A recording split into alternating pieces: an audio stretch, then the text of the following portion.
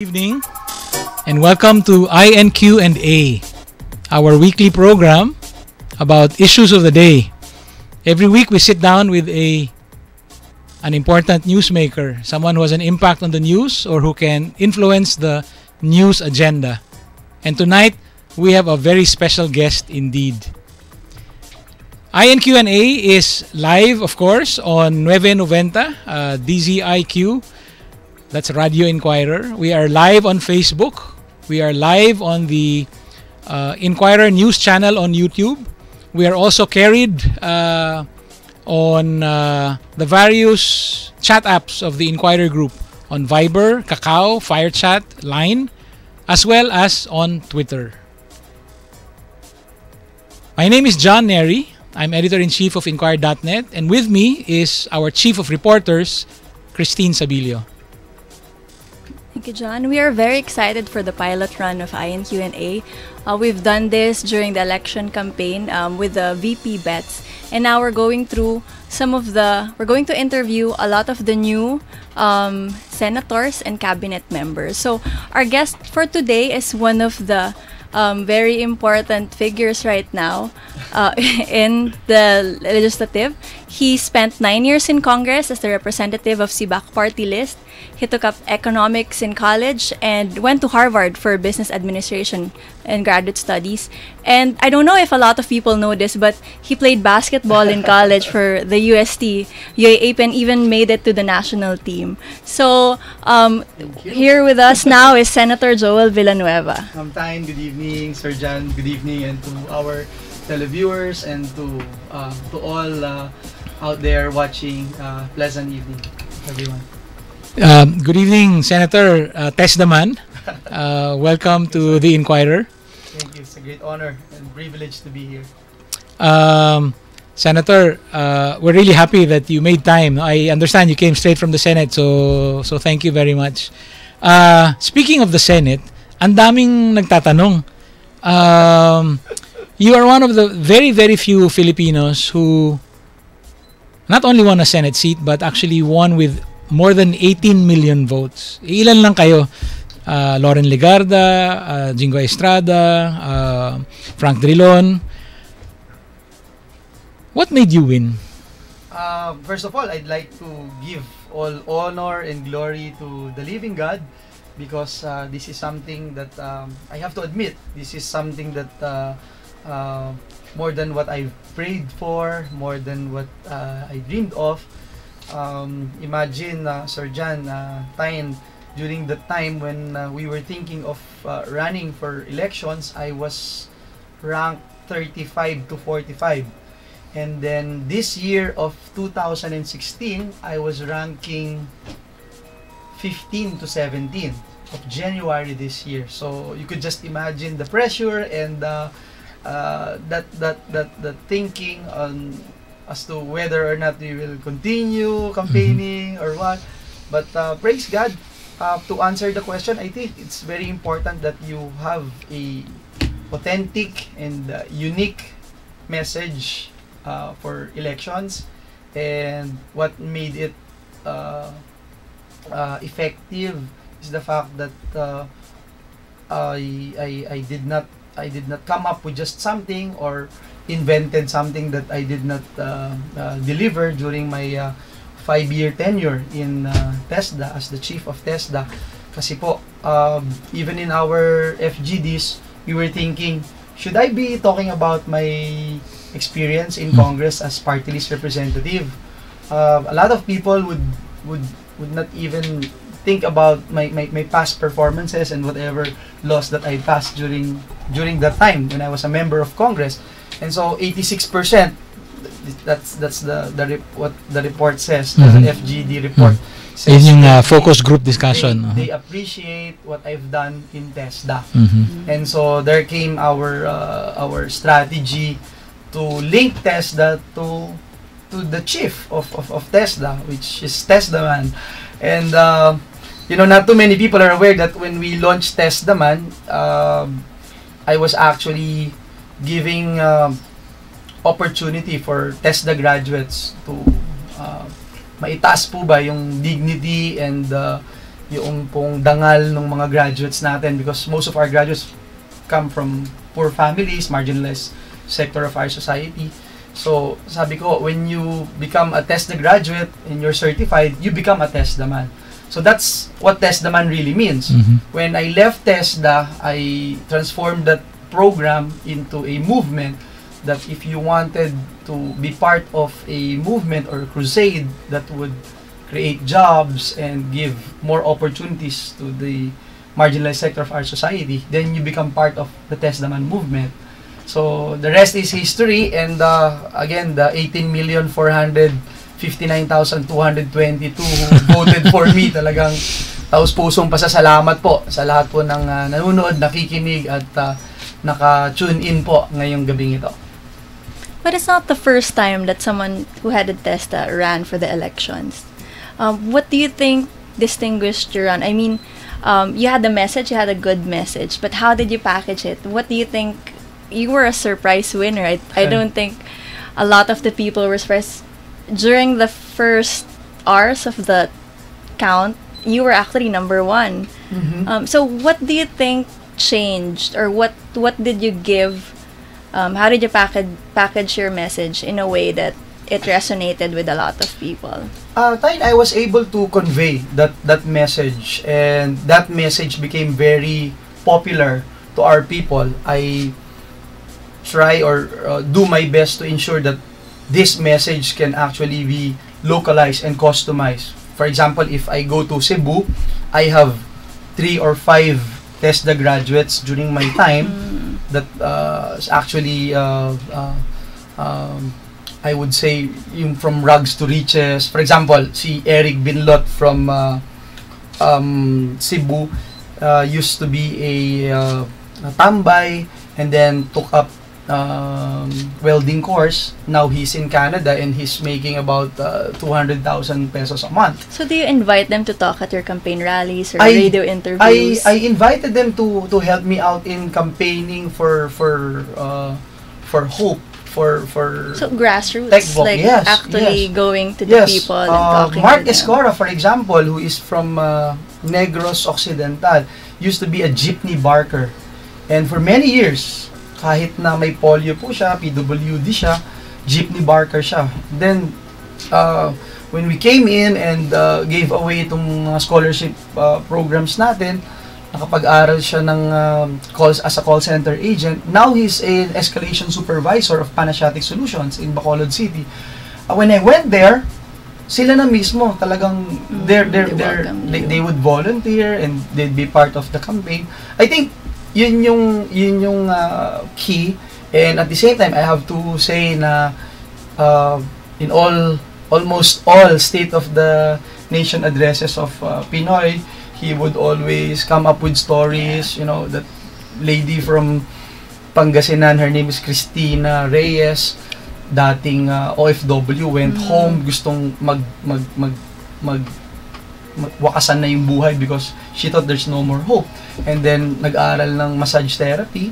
Now she has 5 Habitat Spa branches all over Pangasinan, and she's now in franchising. I think she has 3 yung franchising niya sa lalawigan naman ng Tarlac.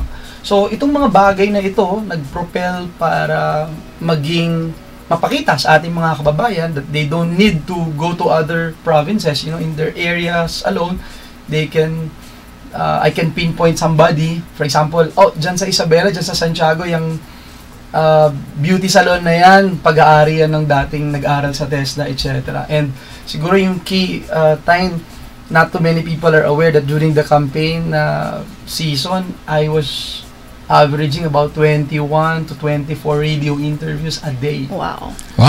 So you could just imagine at 5:30 in the morning. If that lasted an hour, you wouldn't be sleeping. That's like 24 hours. Exactly. I wanted to share that story. There was a time na I was setting my alarm clock, and then nung nag-lie down na ako sa bed ko, parang 5-10 minutes later nag-alarm na yung clock. Parang wow, babangon na ako, and then you have to fly.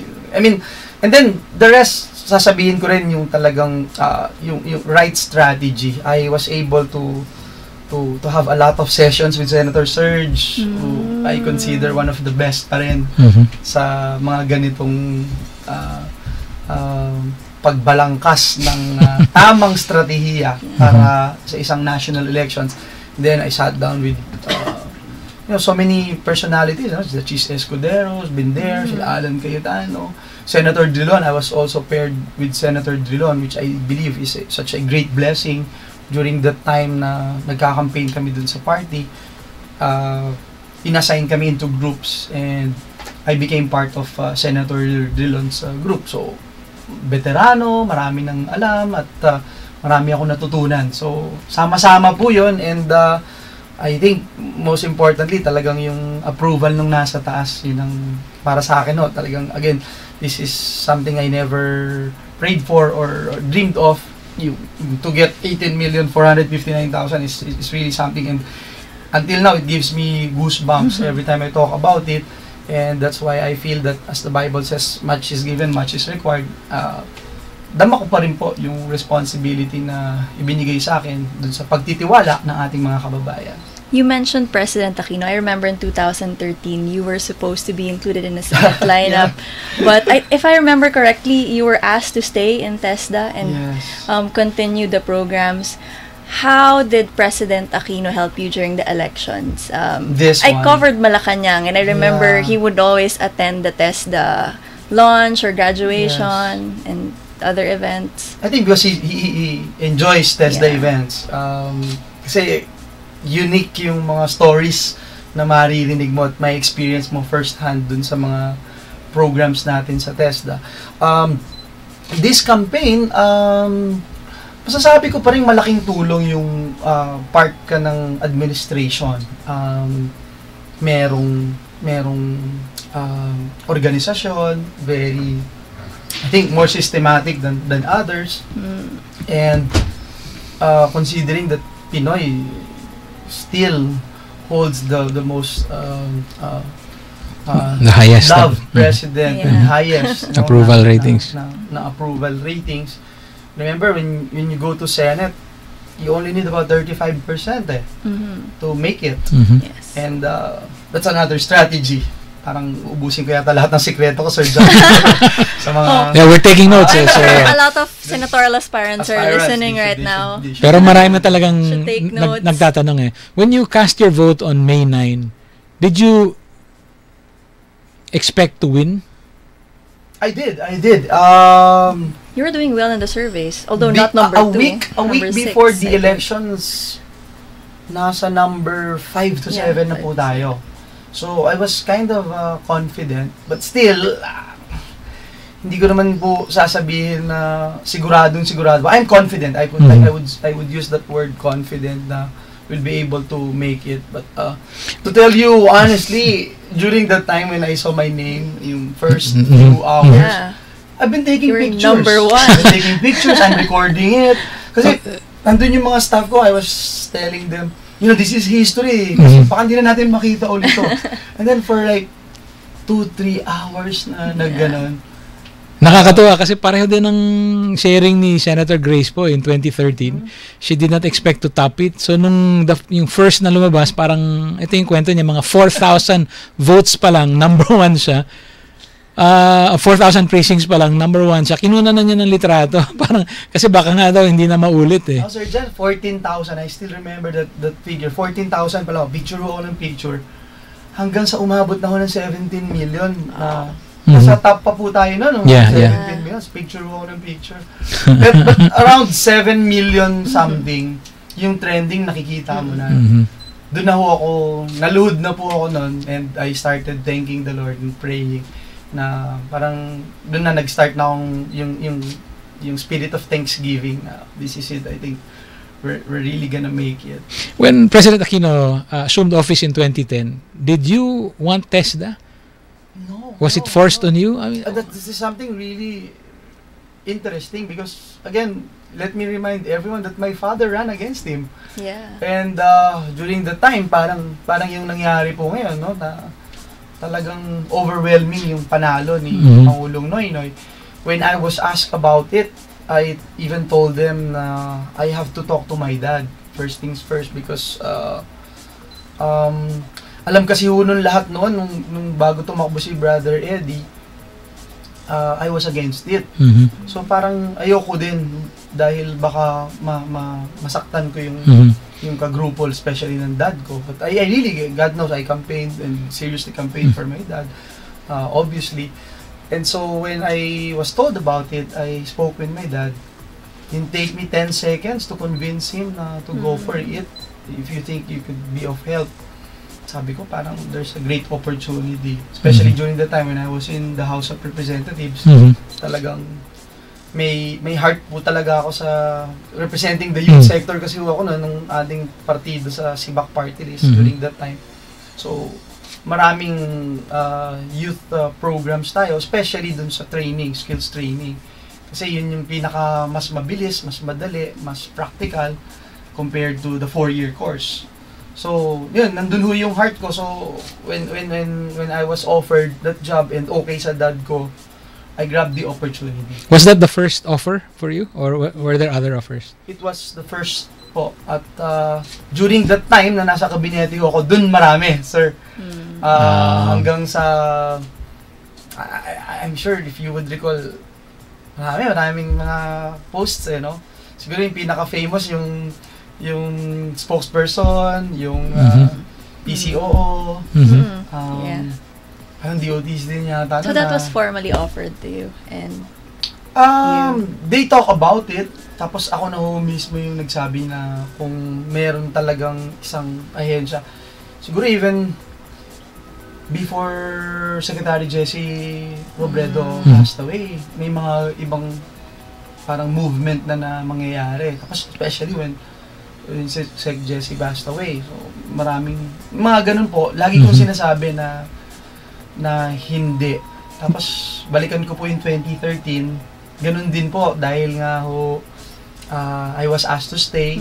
And I was again, hindi naman po offered, but yung bang parang, is there any cabinet post or any agency na parang may mas gusto ka, or pag-aaralan pa lang po. But I told the President during the time na I'd rather stay with TESDA, and siguro hanggang ngayon it's ingrained in my system yung TechVoc sector. Marami tayong tanong from social media. Kung pwede, I can ask one question right now kasi directly related dun sa TESDA.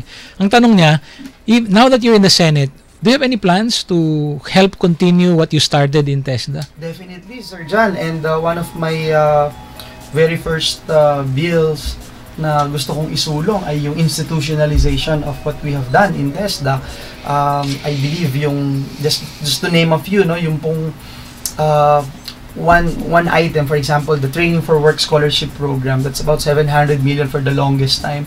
And napalaki natin ito ng napalaki, and bago naman lumaki po ito, nag-produce tayo ng maraming not just good results, I would say great results. For example, 86% employment rate, 95% sa, for example, animation industry, etc.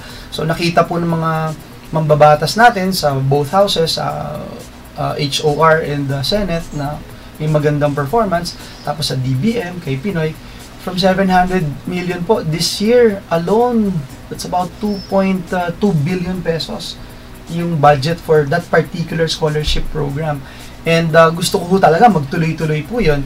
And hindi rin po madali yung naging journey natin sa TESDA. We were able to make TESDA as the first education agency na ma-certify ng ISO nationwide. So if you go to ARM, ang first agency of government na ISO certified is TESDA. Tapos after po nitong mga nakaraang buwan lamang, yung pong highest exemplary recognition na binibigay ng Philippine Quality Awards, nabigay na rin po sa TESDA. So, yun po. Having said that, ito yung gusto nating isulong sa Senado. Hindi lang yung scholarship na school-based, sama na natin yung community-based. We had this program, yung STEP, yung Special Training for Employment Program. 2 years ago, nag-start po ito. We were able to get 1 billion pesos from Congress, and this is a special program for community-based. Less than 30 days lang yung training. After the training program, if you train for welding, you will be given a welding machine.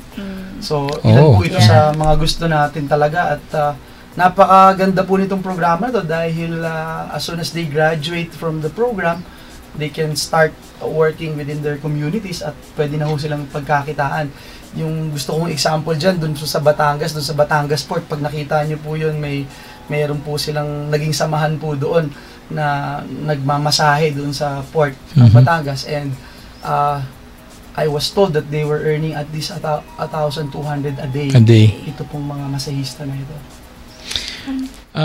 Senator, pag-usapan natin ngayon yung mga committee sa Senado. I think today the news came out that you had voted formally on committee chairmanships.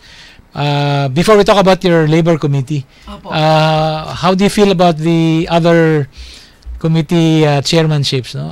Sa Blue Ribbon halimbawa? Okay naman po. Para po makasagot ako ng mas maayos, meron po akong kodigo dito para banggitin po, no. Na-elect po kanina si Senator Drilon as the chair of Constitutional Amendments Committee. Sa Rules, Senator Soto. Public Order and Dangerous Drugs, Senator Lacson. In Education, Senator Bam Aquino. Dyan po, Vice Chair din po tayo dun sa Education, sa Committee on Education. Sa Tourism, Senator Nancy Binay. Public Services, Senator Grace Poe. Agriculture, Senator Pangilinan. Finance, Senator Ligarda. Ways and Means, Senator Angara. At Vice Chair din po tayo. Sa Environment and Natural Resources, Senator Villar. Senator Pacquiao for Public Works. Urban Planning and Housing, Senator Ejercito, JV. Justice, Senator De Lima. Defense, Senator Hunasan. Energy, Senator Gatchalian. Civil Service, Senator Trillanes. Trade, Senator Zubiri. Health, Senator Ontiveros. And Blue Ribbon, Senator Gordon. Thank you, Senator, for your flash report. Meron na Baka tayong, the first, may free breaking magre-report. tayo, yes. Pero before we continue discussing that, we'll go on our commercial break. We'll be back with Senator Tess Daman, Thank you. Senator Joel Villanueva. Thank you.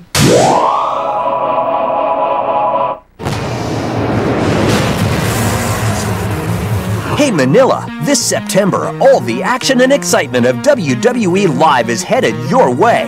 Don't miss Roman Reigns, Alberto Del Rio, the phenomenal AJ Styles, WWE Tag Team Champions The New Day, and all your favorite superstars. WWE Live heads to Manila on Friday, September 9th. Tickets available. For more information, log on to WWE.com.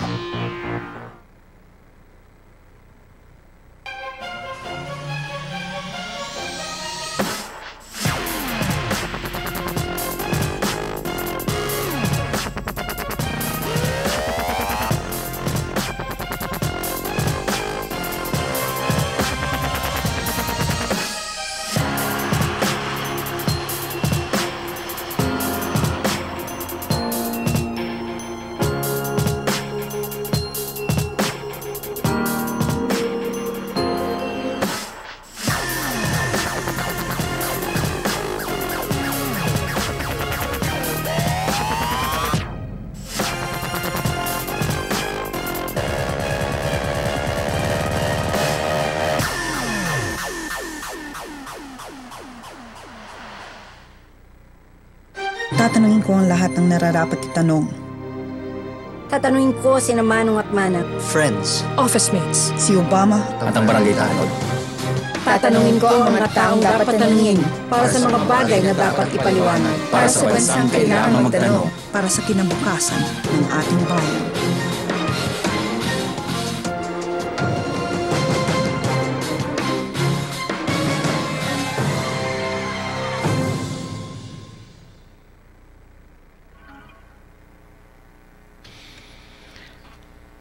We're back. Welcome back to INQ&A. Our special guest is Tess Daman himself, Senator Joel Villanueva. Senator, napag-usapan natin yung mga Senate committees, ano? Yes. You got labor. What are your plans for the Committee on Labor? Madami po. Unahin ko po yung ating tinuturing mga bayani ng ating lipunan, yung mga OFWs. gusto natin mas maging maayos yung kalagayan po nila dyan. Natutuwa po ako nung nakaraang SONA, nabanggit ni Pangulong Digong yung kanyang ninanais o pagnanais na magkaroon ng Department of OFWs na kung saan kukumpunihin yung mga ahensya at iba't ibang offices ng ating pamahalaan na concerning doon sa ating mga OFWs, no? So maganda po 'yon. Pangalawa po yung issue ng contractualization and ENDO, napakainit po talaga niyan no? At ako ho, may commitment po ako na talagang tignang mabuti ito dahil technically talagang bawal naman ho talaga, but the only thing is that wala naman nagsusumbong, wala namang maglalakas loob talagang magsumbong para isumbong yung amo niya at para tanggalin siya, mawawalan siya ng trabaho. So there's easily, dun pala makikita mo na may konting problema tayo dun sa mechanisms natin on the regulatory powers of the government. So let's look for right solutions tungkol ho dito. Ilan po sa ating mga naiisip na, considering again yesterday President Digong made mention about the lowering of personal and corporate income taxes. So dun sa corporate income taxes, baka pwedeng incentivize natin kung ibababa natin this much or pwede pa nating mas mababa. Let's give incentives dun sa mga kumpanya na regularize ng kanyang mga employees. At doon naman sa mga kumpanya na magsasabi, teka lang, tumataas na ang kilay na nakikinig sa atin ngayon. Gusto ko rin po i-push na bago natin i-implement ito sa ating pamahalaan, sa ating private sector, sa pamahalaan muna, sa government sector. Kasi nung nasa TESDA rin po ako, ganun naman may mga nakikita po ako, ang tatagal na po, pero hindi pa rin regular. Pag tinanong mo naman kung bakit, because wala naman talagang item, wala namang mabigay na item ho. No? So, yung plantilla, so talagang importante talaga na may balanse po ito, yung trabaho, kasi parang relasyon din yan, hindi pwedeng one-sided. So, kailangan na nakukonsulta din natin yung mga negosyante. And when you talk about creation of jobs, it's not only training our people to be job fit or job ready, kahit anong galing ho natin sa training regulation, kahit anong ganda ng ating curriculum in education, kung hindi po maganda yung atmosphere ng negosyo at wala tayong na-attract na investments, then baliwala din po, mahihirapan po tayo kahit anong galing ng ating mga tao. Ang mangyayari yan, lalabas lang po talaga ng ibang bansa. So yan po yung sir, yung mga ilan sa mga gusto nating gawin. Kaya ho I support yung personal lowering yung personal income taxes, corporate income tax, and pag-aralan din ho natin yung daily wage natin. Baka kasi kung titingnan po natin, ang ganda-ganda, yung average ng ating GDP is about 6.16% the past 5 years. We're the fastest growing economy in the region. And yet, if you look at the real rate wage, so yung real rate wage po, ibig sabihin po niyan, yung kinikita natin, minus po dun sa inflation na nangyayari, which is, sa ngayon po, is about 1% po tayo dyan. I think we're second lowest, ang lowest, so yata Singapore. Ibig sabihin yung growth rate ng ating wage increase hindi ho ganun ka ganda kahit na mataas yung ating job creation, medyo kulang po. And how do we address it? One is yung cost ng employment. Pwede, isa po sa pinupush natin ngayon, pinag-aaralang mabuti itong telecommuting. Yes. Yung pag-compress ng work, yung work flexibility, makakatulong din yan sa traffic. So, yan po, mga tinitignan po natin yan doon sa ating committee, and marami pa hong iba. Masyado na akong madami. Sorry. Senator, related to that, Yes. we have a question from Twitter from Carlos Antonio. As chair of the Senate Labor Committee, name 3 of your priority bills. So, I guess one of that is the reduction of the corporate income tax. Well, yun po, will go yun sa ways and means, although tama din po na pwede natin sabihin yung incentivization, no? Yung incentivize natin yung mga corporations and firms para ma-encourage sila, no? So, that's another thing. Yung training trabaho bill, very important din po sa akin para doon sa sa mga kababayan natin na para lumawak yung programa natin in job creation, yung pong financial literacy for our workers, especially abroad. Gustong-gusto rin po natin yan dahil yun yung nakikita natin laging perennial problem pag uwi ho nila dito, they don't know how to manage their own finances, kulang yung kaalaman, kasanayan. Nung nasa TESDA po ako, ma'am, we were able to launch this TESDA online program. We had about 44 courses for free, sir, at their own pace, at their own time. About 2 million registered users. Before, the government needs to spend about 1 billion pesos in order to subsidize about 200,000 scholars. Okay. Dito po halos kukonti yung ginastos mo. At Maliit dito na po pumapasok, President Digong, yung binabanggit nyo, yung computerization, napaka-effective ho dahil ang dami ho talagang nakinabang dito.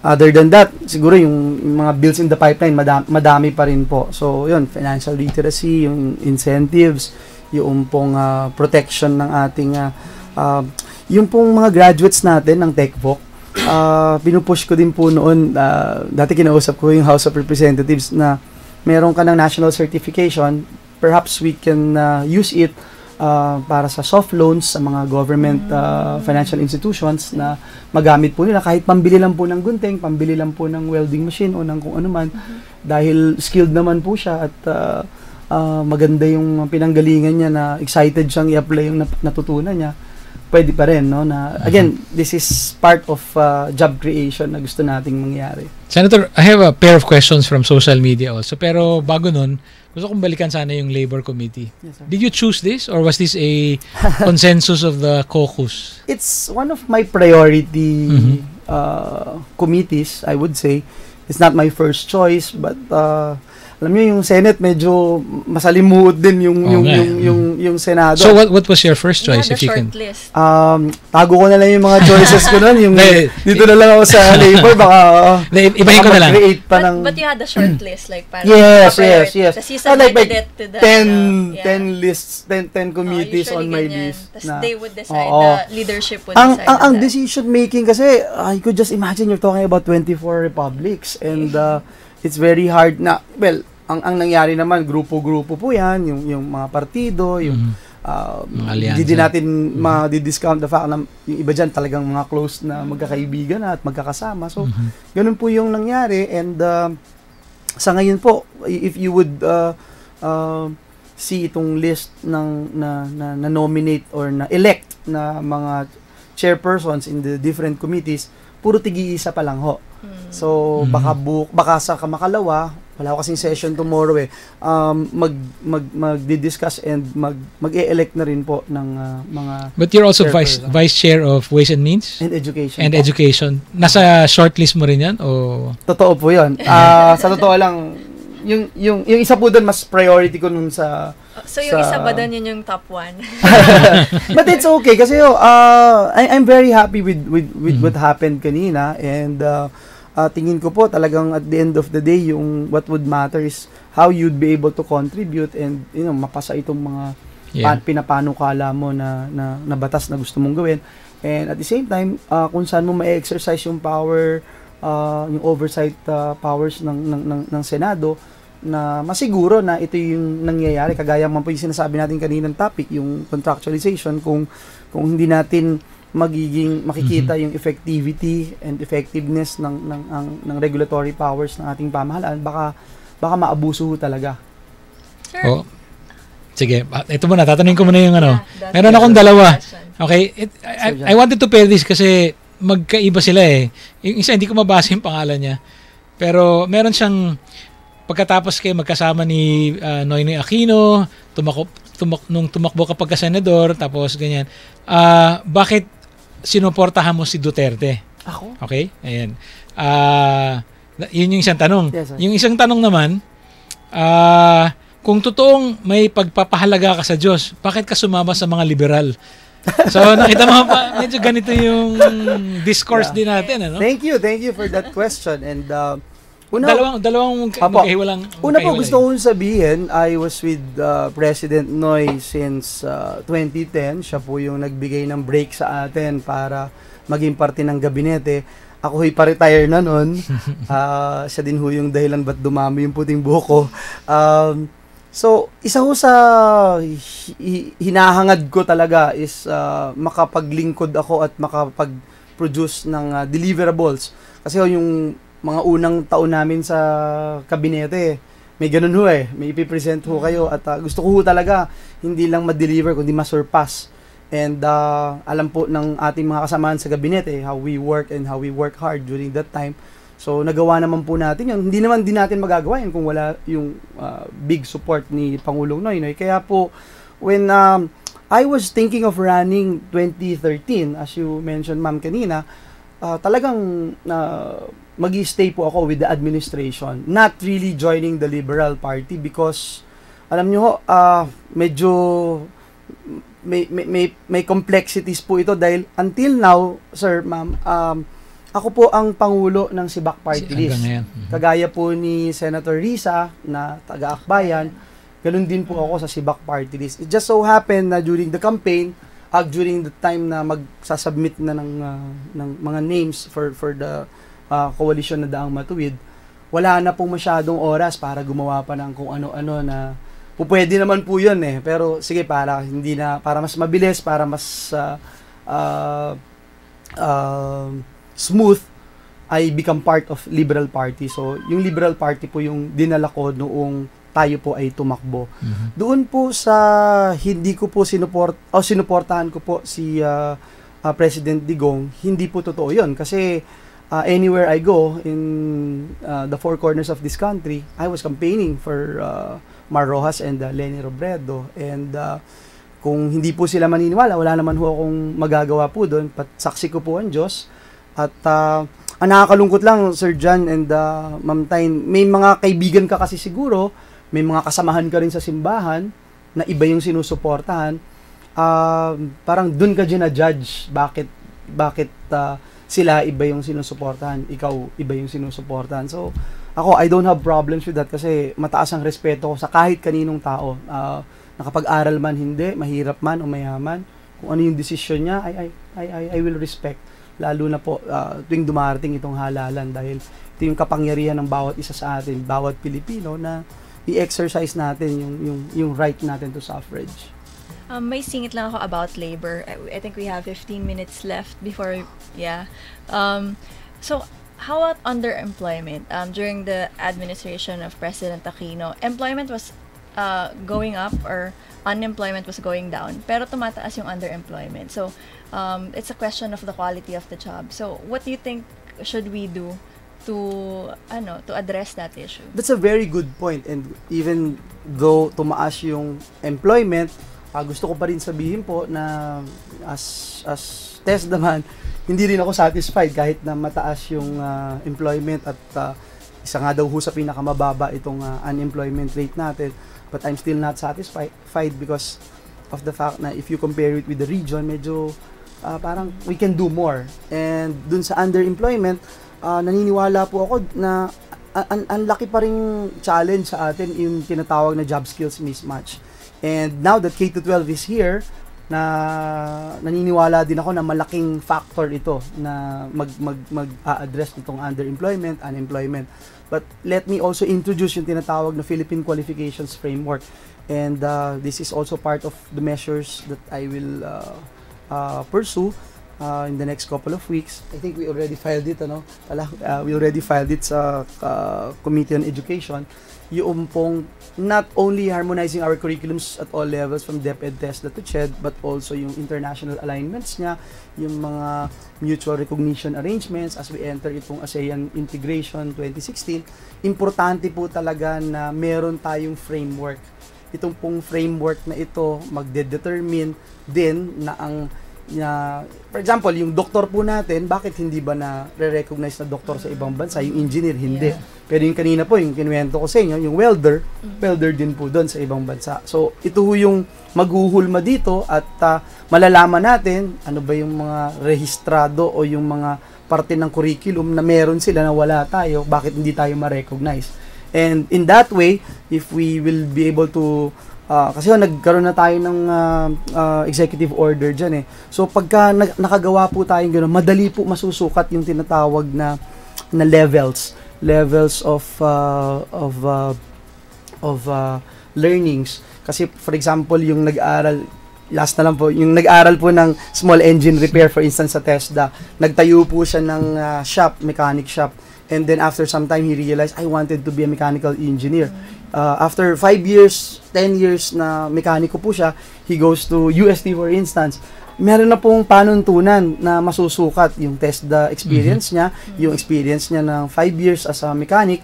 Masasabi na po doon, 2 taon ka na lang engineer ka niya. When you become an engineer, may equivalency. Equivalency, opo. Because of that and the international recognition, as an engineer, he goes to Singapore or Thailand, he can also work as an engineer. I know it's a long process, a tedious process, but I think we really have to start the ball rolling. Senator, let's talk about President Digong. What was your reaction to the SONA yesterday? How would I describe it? No, It was long. it was fascinating and interesting, and I can also say na it's inspiring. And unique. Parang wala ho tayong nakita pa at narinig na State of the Nation address na kagaya po nun. And tingin ko nagustuhan din ng taong bayan because they can somehow relate at all times, no, during the SONA. And napaka straightforward, napaka direct to the point niya. Ang tingin ko lang para sa akin po ay yung it would be interesting kung ano yung mga yung nitty-gritty part. For example, yung pong sa emergency powers, I wanted to find out kung anong klaseng yung kailangan talaga. Dun lang po ba sa exemptions ng procurement? Saan po ba? And if they say, for example, yung sa federalism, French model, so ibig sabihin wala nang sariling konstitusyon o paano bang hahatiin yung mga states, etc. I'm open to this suggestions and itong mga measures na gustong isulong ng ating administration, and I don't want to be that person na magbablock nitong napakagandang hangarin at pangarap ng ating Pangulong Digong. Anong tingin mo dun sa federalism? Mukhang sigurado nang magkakaroon ng constitutional convention eh. Parang ganun talaga yung thrust ng Duterte administration. Sang-ayon ka ba doon? Do you think that's the right way to go? I'm open to discussion, and I would also say na it's important na maintindihan natin lahat yung nitty-gritty part, no? At least nagsalita ang ating Pangulo na ang nasa isip niyang modelo yung French model. Kung gagawin din po itong charter change, I would suggest also, and ako po, I'm supporting yung CONCON if we're going to do it, no.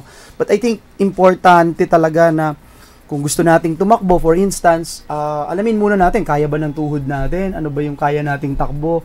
Anong klaseng marathon, etc. Yun ho yung gusto kong makita. At kasi for example, if you're supporting the idea na pagbibigay ng funding sa iba't ibang malalayong lugar ng ating mamayan, bakit di mo na lang itaas yung kunyari, just for the sake of argument, yung 60-40, balik rin natin, gawin nating local yung 60-40 yung national. Kunyari, ito pong, hindi pala kunyari, ito pong pinupush namin ni Senator Ping Lacson, yung BRAVE, yung budgetary reform for village empowerment, budgetary reform advocacy for village empowerment. Ang ganda ng acronym, no? Opo, BRAVE.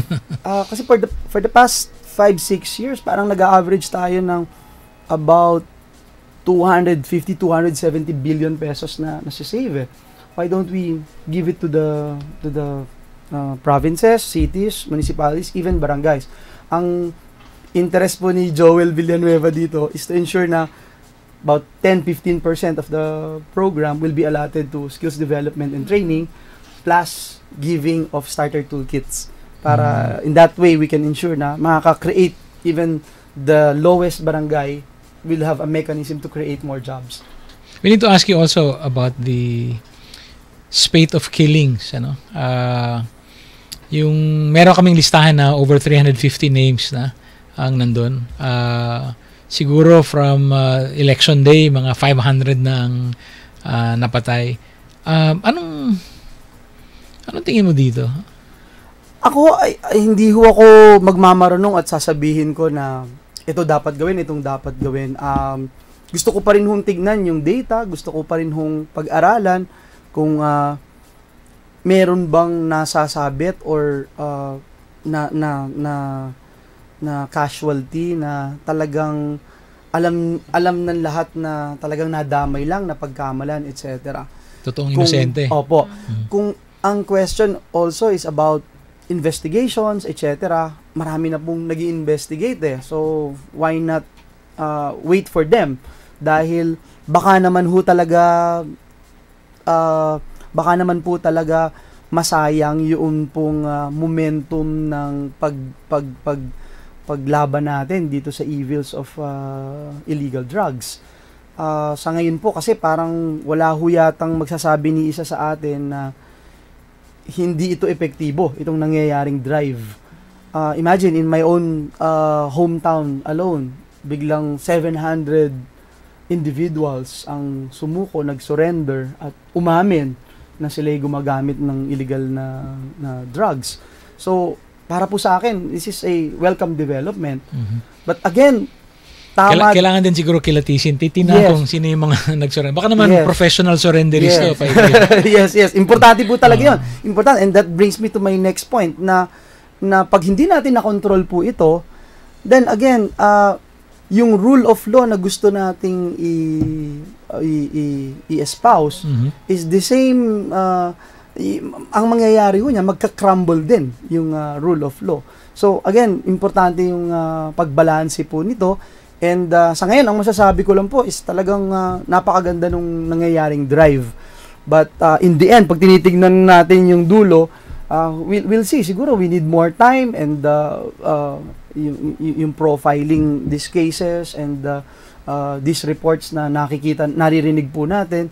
Madali ho kasing magsabi no, na ganito yung nangyari, ganito yung, and especially kung ang tatanungin mo yung pamilya ng biktima. So, ganun lang po, no? But again, importante talaga sa atin yung care natin dun sa legal system po natin. Senator, we have 3.5 minutes to go. Tyne, do you have one more question from social, or you want to talk about the higher office? Yeah, that's one of the questions that I was hoping to ask. Do you plan to run for higher office like your father? No. Easily, yung sinasabi ko po lagi dyan, nakita ko po yung trabaho ni Pangulong Noynoy first hand. Kaya ho, ang taas ng respeto at saludong-saludo po ako sa kanya. By the way, itong nangyayari sa International Tribunal, I think, hindi masyadong napapansin na siya po talaga yung nag-push nito at talagang todo suporta. And having said that, hindi ko po gustong maranasan yung naranasan niya. Na-trauma po ba kayo? Senator, last few minutes nga. Meron pang mga, maybe mabilis ang sagot lang. Tanong ko lang po kay Senator, galing kay Abera Ems, kailangan po ba ng diploma sa TESDA? Hindi po. May mga courses nga po sa TESDA na kahit hindi po kayo high school graduate, pwede po kayong kumuha. At gusto ko na rin po i-take yung opportunity, if you log on to the internet, www.tesda.gov.ph, meron po tayo dyan TESDA online program, 44 courses, libre po yan.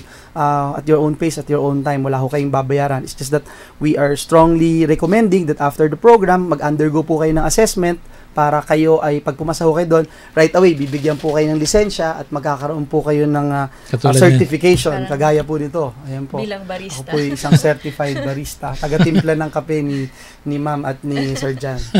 Ito, galing kay Nel Doliente. Bakit po sa TESDA, 18 pa ba ang edad na may bayad? Baka po ang binabanggit po ninyo yung scholarship program. May isa pong item ng scholarship program. Ang tawag po, Training for Work Scholarship Program. So, that particular item po ng programa na yon ay dapat employable ka na. So, you must be 18 years of age kung matapos mo na yung pong programa. Dahil as the item dictates, training for work scholarship program. But there are also other scholarship programs, kagaya po noong PESFA, yung Private Education Student Financial Assistance Program. Yan po, kahit 15 years old lang po kayo, pwede ho kayong maka-avail ng scholarship program na yan. Senator, last 1 minute. Sinong pinakamagaling mag-basketball sa Senado? Nako. Si Sunny Angara, si Alan Cayetano, si Manny Pacquiao. Also professional basketball player. No? Yung head ng video team namin, sabi kayo daw ang pinakamagaling. Siguro, sila na lang po yung mag-decide pag may game. But, aminin ko po na naglaro kasi ako sa UST. I was part of the UAAP Growling Tigers basketball team that bagged the 94-95 championship. And I represented the country twice in international competition. Pero ngayon, Sir Jan, baka kung noon kaya kong sabihin right away ako, pero ngayon I underwent 3 knee surgeries, major knee surgeries. So wow. I have a titanium alloy on my right knee. And sa pagluhod sa pagdasal. Naku, baka magalit sa akin ng Lord. Hindi naman po. Sa paglalaro ho, lahat ng basketball. But the reason I asked about this actually is there a room for parang basketball diplomacy? Maglalaro kayo mga senador, tapos may pag-uusapan kayong legislation. Kanina po kami ni Senator Sunny played sa Cuneta Astrodome. Tapos we're preparing for a league coming up. I'm not sure in the next couple of months. Mm-hmm. So very competitive kasi mga ex-PBA players naglalaro. So ayun, pinagbibigyan kami ni Sunny. Senator, unfortunately, we ran out of time. Ang dami pang tanong. But we have to call it a day. So on behalf of Tyne, I'd like to thank Tess Daman, Senator Joel Villanueva, for being our first and most important guest on INQ&A. Thank you and humbled. Good evening. Ito ang Radyo Inquirer Nueva Maaga